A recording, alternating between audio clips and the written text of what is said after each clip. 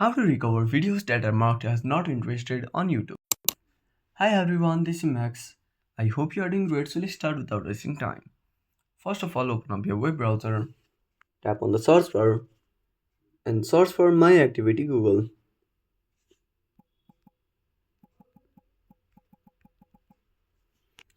Now open up the first website.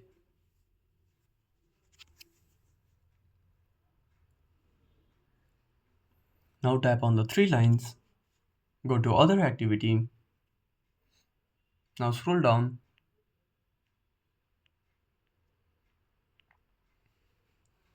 Now tap on YouTube Not Interested Feedback.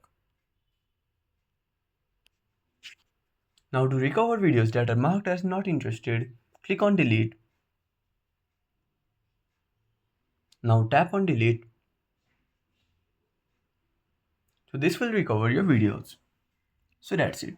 If you found this video helpful, smash that like button and subscribe outside for more awesome content. Have a burning question about a search topic? Drop down a comment below. This is Max signing off until next time.